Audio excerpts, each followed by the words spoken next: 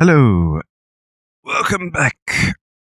Um, Slightly different, oh, slightly different podcasting environment this morning. Rather than me being in this mad, frantic rush, rolling straight out of the bed, and the brain hasn't even woken up yet. Me just going into some kind of madness state.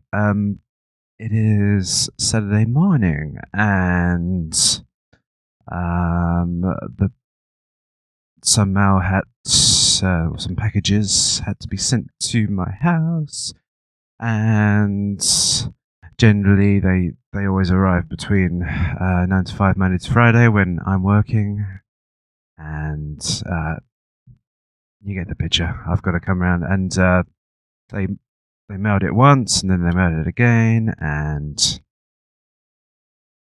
they do not redeliver any further. So it's a bit of a nuisance. I think this is probably one of the common little gripes for a lot of people once it comes to the weekend. You got to do all your chores, you got to wash all the dirty dishes, you've got to do the bills, you got to go all that kind of stuff that you had to do. Plus, you want to party, you want to let your hair down, you want to socialize, you want to meet people, you want to do a lot of fun things. So once you combine that, you do some kind of drugs, like your alcohol, and then you ain't got much time at all because the alcohol disrupts your sleep so much that you've got no energy in you anymore, and then you're in this continuous vicious cycle, and you notice and find that there's a lot of things that ain't done. But with one thing I was doing last night. One amazing thing I was doing actually is that I was just I had finished all the work and left home early, and I had a extremely long hour job beforehand, and now I haven't. And it's amazing just getting back home, and then just doing a few things, and then I was just thinking, okay, well, I've spent enough time on that now, and then deciding to go to bed, and it was a fairly okay-ish time. So, say about 10, I went to bed, and then I played around on the phone until about 11 o'clock.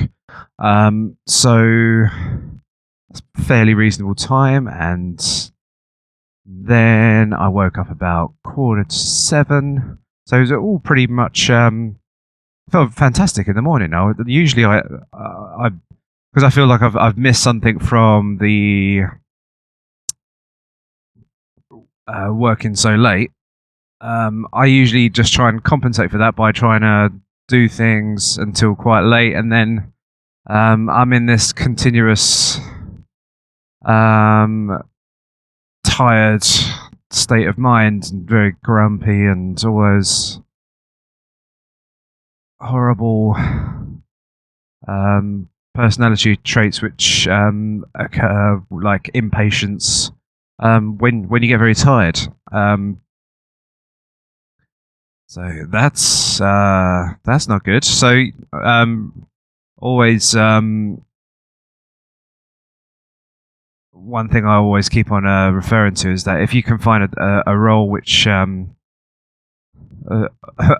like the plague those jobs which push you on the hours front, the jobs that push you on the hours, you might not notice it. They might pay you nice 10 or 20% more, but my gosh, does it take a lot more than 10 or 20% more out of you, and you don't really realize it.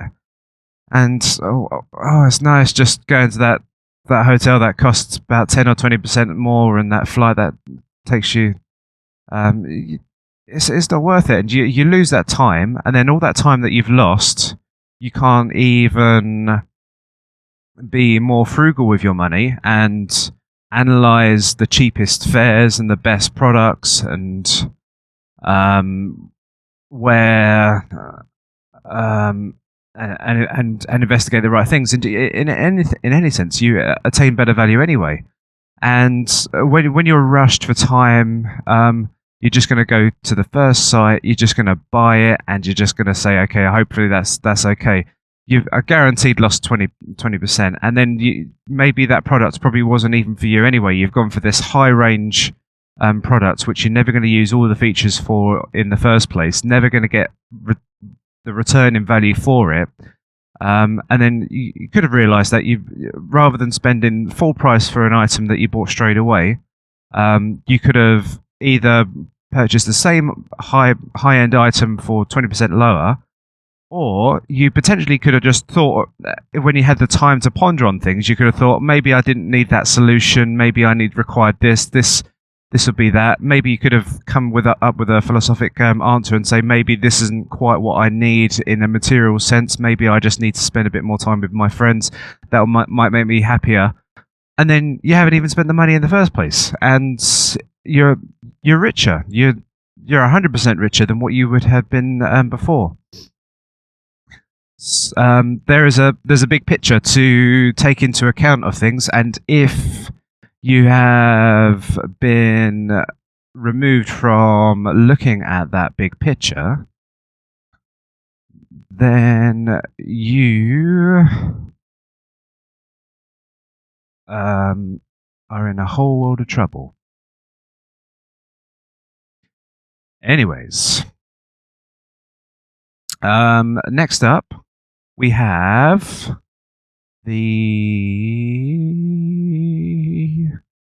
what was the thing I was trying to think about this morning? Oh yeah, and then also last night, what I was trying to do is, I was so overexcited with myself finding this little batch processing thing for my audio.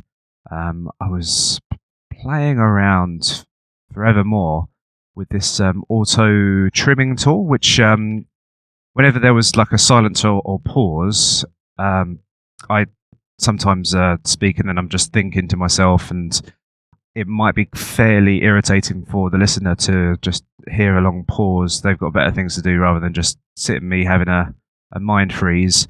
I was trying to use a little tool which would cut all the pauses out, but it did work, and it worked fantastically, but it didn't allow me to put a little bit of space. So rather than just having like there's a pause for 3 or 4 seconds, which is a fairly long distant point of time, especially when you like switch on the recording from the start or the end. It just it would cut the complete silence out.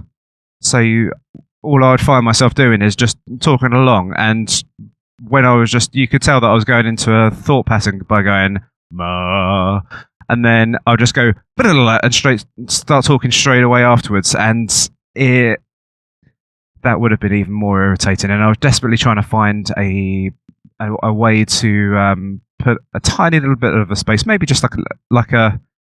People might prefer a 1 second pause or a 2 second pause, and obviously people don't like the space at the start or the end, because either if it's at the start, people are thinking, "What's happened to this podcast? Has there been a malfunction with my my iPod?" Or at the end, when they're thinking, "Is there something going to happen at the end?" and then nothing happens, and then they think, "Oh well, that's a bit of an anticlimax." And you don't really want to put people at that. Finish off with a bad ending. You don't want to leave people with a bad taste in the mouth. But I was sitting there and I was trying every way, and there was like, after you make the cuts to the segments, there's loads of these little markers in place, and I would expect that these little markers you could put the spaces in afterwards, of like a 1 or 2 second space afterwards, rather than there would be like these places where there might have been 5 second space. I could have cut them down to a 1 or 2 second space. You can see how menial this task was getting for me, and it just consumed so much of my time. I guess I was trying to learn something at the same point, but it was very time consuming in essence, and it never really sort of attained a goal. The only thing I sort of potentially could use from going forward is I can cut the silence from the start and the end. But I never really mastered anything, and I just wasted a lot of time. And this ties into the point that I was making just before, is that if I took one step away and looked at the whole picture and sort of assessed my time and effort that I was putting into the auto trims and cuts, I could have utilized that time to better means. And I was really just trying to exhaust every single possibility after a while, and I know I was just trying to push myself to an end where I could cover almost 100% of all the possibilities of the settings before I was absolutely happy with that. I've sort of worked out the possibilities, and there's maybe no way of doing it, but I think that's a little bit of it's a good thing and a negative thing depending on how your mind perceives it. Now, once I've walked away from there, I just thought, okay, maybe I haven't utilized the time. It's been a little bit of a waste when I haven't really, when I know I can achieve one thing which I could have worked out within the first 2 minutes, and that's all I've got to take away from it. But I have been persistent, but that persistency, I could have all that time that I've spent wasting on that. Now I've lost. I could have applied it on something else. I've still got a number of podcasts I still need to upload onto the internet. Those kind of things. The tasks that I know that I can do, I may have been avoidant of, and there would have been a lot more value in return for that. And for me to just sort of make a slight improvement to the quality of the podcast, and it was just this little tiny thing which. Even the pauses. Sometimes people like. I think one of the things about good podcasts sometimes is the pauses. There was a podcast that I had beforehand,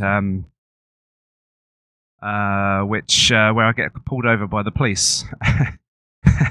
No, not for podcasting, but just for just standard breathalyzation.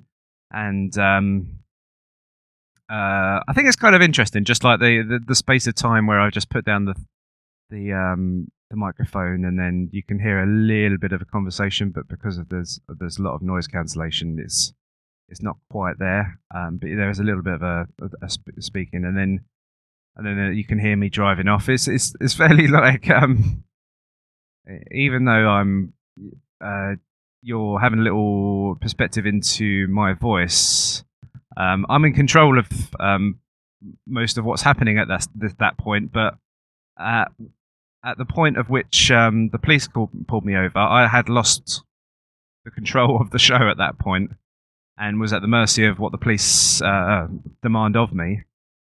So, because they had the rule of force over me, so it's very interesting, and at that point that created a very interesting dynamic, and I was on that sort of subject as well.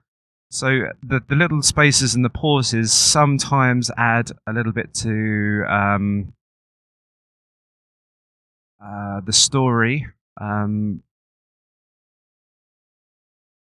Also, I want to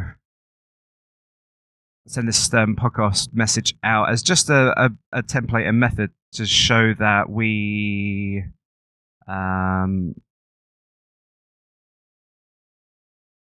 the learning process of the mind, and just how, as gradually as time progresses, I would hope that there will be some kind of incremental improvements in how I do this monologue. The monologue isn't the greatest form of communication. I believe the best ones are the interview based, because when you're having a conversation with somebody, there is the ideas that can get passed from side to side.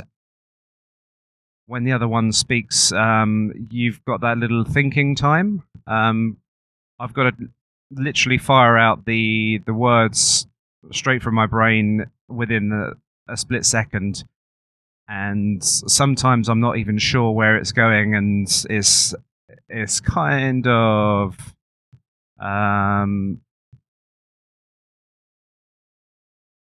it's a tricky process to manage, especially if one of the tools I did hear recently is that you got to visualize the subject that you're speaking about, which I've been doing sporadically sometimes, and that does improve your speech.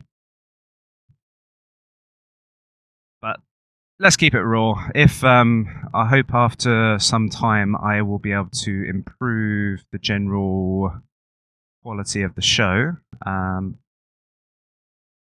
Let's stop harping on that one. Anyway,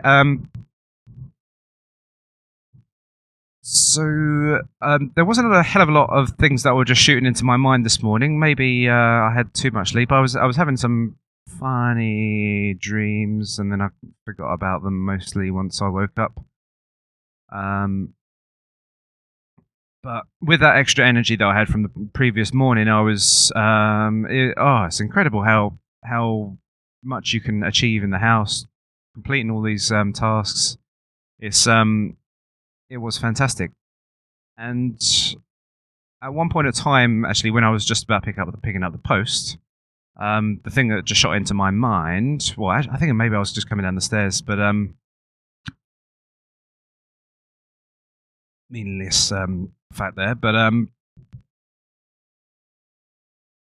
was thinking about the post business and how it's been changed quite rapidly. So previously, through good maybe hundreds of years, if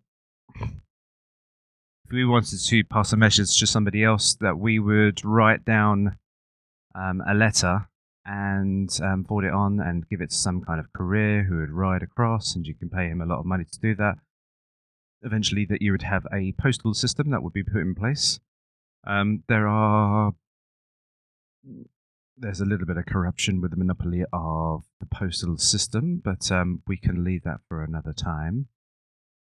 Then, over time, not many people really write letters. It's usually sort of sentimental things now, which you might send. There is a little bit of what's the word? There is a sense of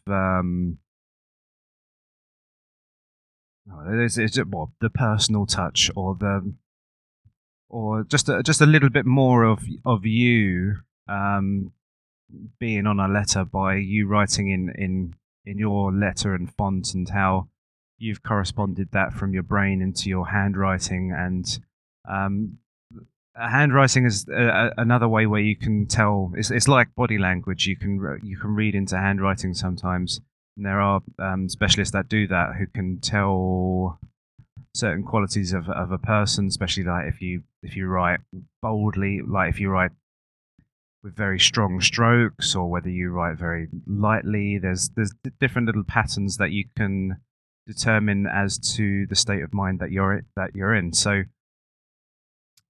that's the only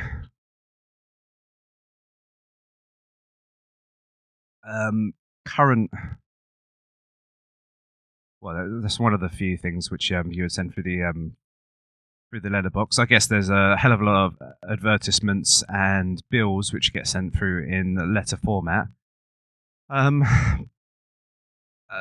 It's gradually switching over to the internet billing side of things, but I do prefer the nice standardized bill. And if you ever try and get identified, they do always request, "Oh, please, can we see a bill of your that's your address?" And then you're like, "Oh, okay, well, everything's electronic now." So there's that little conundrum that we have to work out at some point. But what's revolutionized the the mail service is that people want stuff, and usually the shopping malls are pretty average, and they're not the entire market, which is trying to sell you everything at the lowest possible price. So the postal service has become like a large packaging service, which is interesting, very interesting, because now the objects that need to be provided to people, where you would have objects which were large being put into local department stores, and you could go down to the cities and stuff to collect them. That's been changed and revolutionized, and now you go to the global markets, you can go to international stores, and then you search and you scan for the cheapest item, and then you purchase it and get it sent to you directly, which is an incredible feat in the terms of how one service can change entirely just by the application of an internet and like a service by the internet. So it's amazing how the structure of an entire service can be completely changed by just the method of communication, I guess. So it's all the methodology of communication which is reapplied ourselves. And if you use that methodology of thinking, and then you can apply that to market principles. So now, as the information age improves and we get more interconnected, then the marketplace becomes a lot larger, and we have greater ability to seek the best value for ourselves. So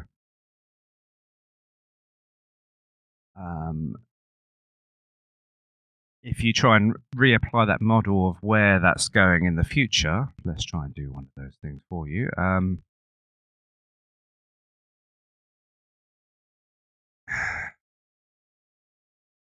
So information is improving. Where is information improving? And a service could possibly change rapidly. Information and services. So this is one of the areas of the Internet of Things. Okay, so yeah, so let's just say, okay, so information is improving, and this is one of the subjects I want to do, but the application of the Internet of Things. So now that we're going to have incredible amounts of information in terms of the physical reality of what we live in. So we're going to have a lot more sensors, light sensors, water sensors. This is like physical sort of thing. So just think of in the terms of senses being applied to a number of products. We potentially have the ability for a marketplace to be revolutionized.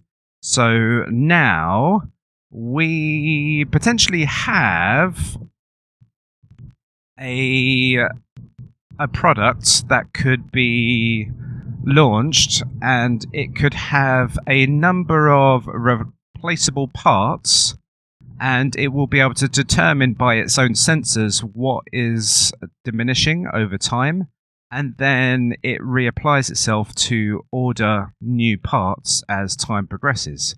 Now, usually, so we've got that sort of items in place. So you're thinking of like you could have a fridge that orders more food or something like that. It's, that could be like the next new thing if we could like install the Android into a fridge.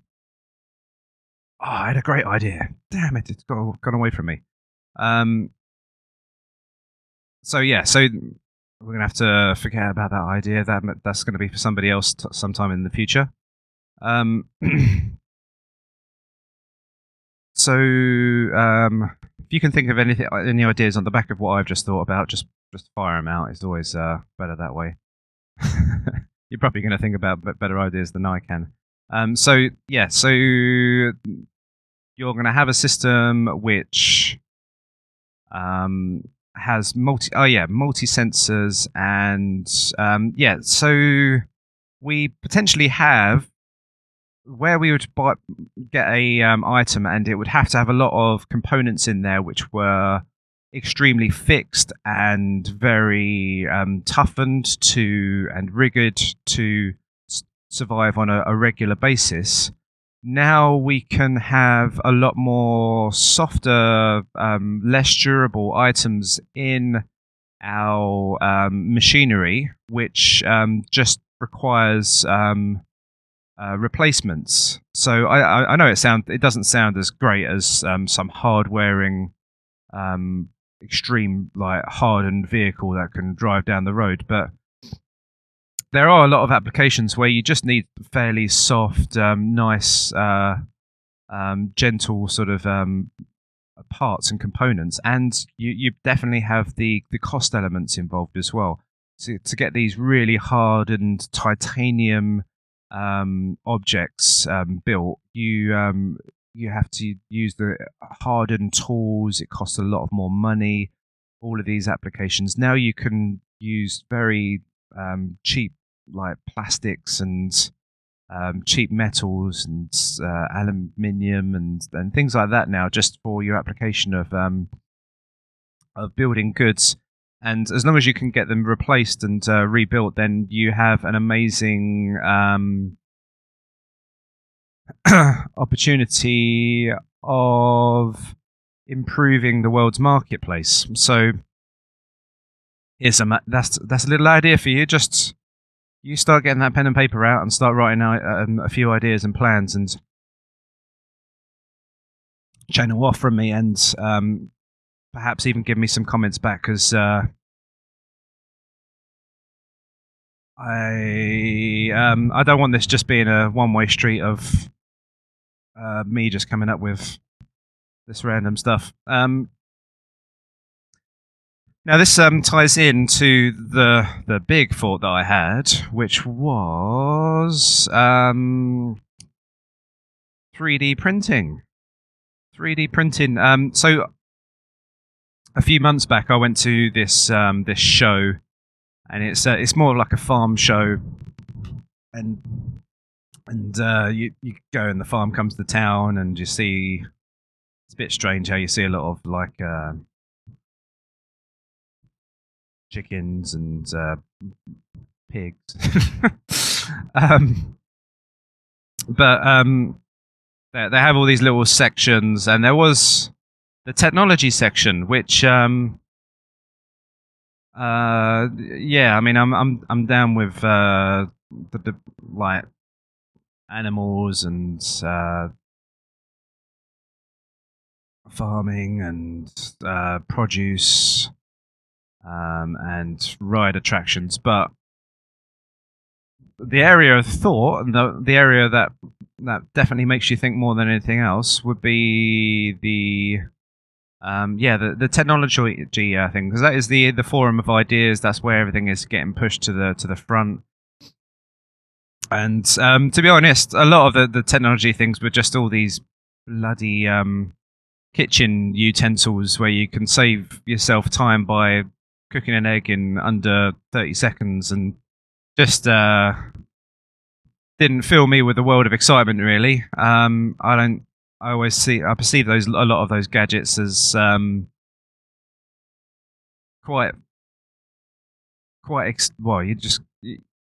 they're a fancy color, and they're like quite novel in their looks, and it looks great, but I feel like one of those, once you purchase those items, you've probably got like an 80% markup, and it just ends up in the back of your like drawer somewhere or something silly like that. So they never tantalize me much. And I was just walking around, and then there was, I don't know, some strange like comic-y, like logo-y things. I don't know what it was. Just all different things which just seemed to be just a bit of a commercial sort of draw. But there was a 3D printer, and I was I was quite excited by it. Just watching how it constructs honeycombs and like the honeycomb structure and things like that, and it was like amazing to me. And nobody was looking at it, and then I was just standing around, just looking at it in amazement. And then all of a sudden, everybody else started to just follow me around and gathered around me, where I had this little posse of it was all men really, just all this big posse of gentlemen just.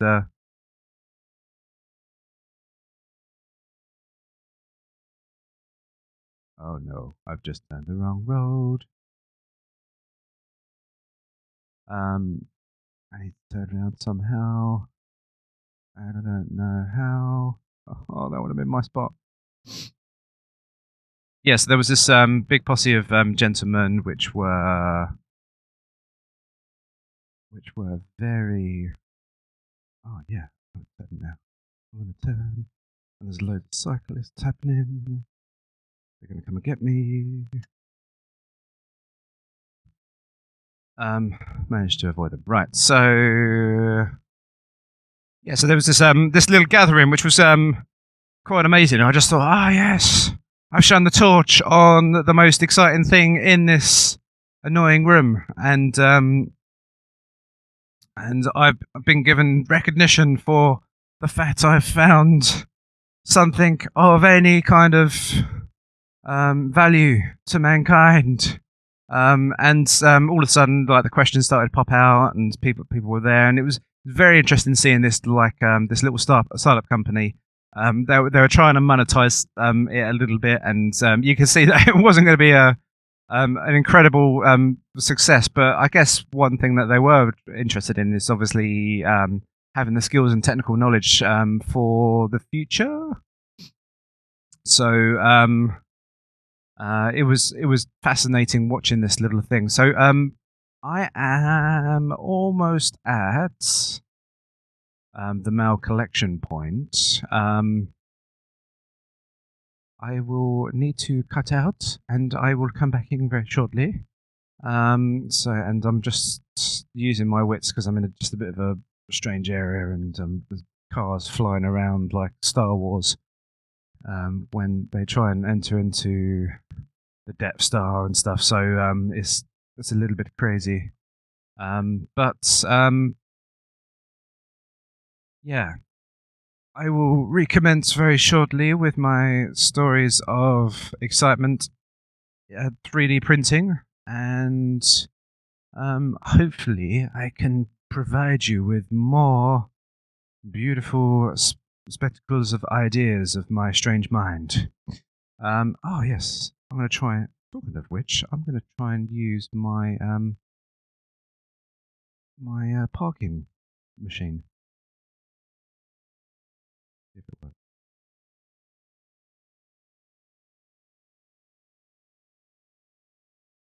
Okay, release steering.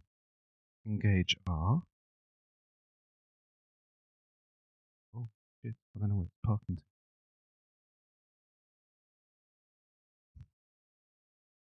Modern technology, eh?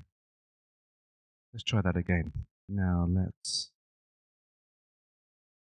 Sorry, but I just want to just talking of that, I just love also automated cards are quite a fancy thing. So I was just wondering how that, because I've got this parking assistance on.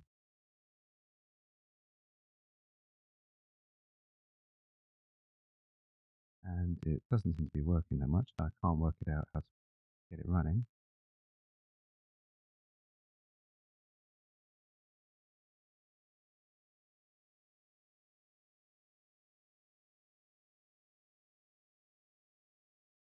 So searching for an active spot. Still, sorry audience, this is probably the most boring thing in the world, but all I'm doing right now is just going forward and backwards trying to find a parking spot, which is humongous. And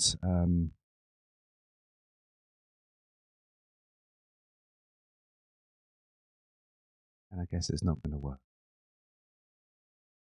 Well, All right. This was the perfect opportunity of doing this. Before I get called out as a madman, I am in an airport, so I don't want to start freaking people out of me just driving backwards and forwards. I better do this manually. Or which, I'll tell you what, I do a great job at parallel parking anyway, so didn't even need it. But yeah, thanks for your time. Sorry about that. That was very boring. That just shows you how new technology is bloody hard to master sometimes, especially when you're a novice to it. And but one day when future cars are released and there's automated cars and all those kind of things, it's going to be amazing. But for now, I can't even work out how to get the assisted parking working. Anyways, thank you very much for your time. I'll speak to you very shortly.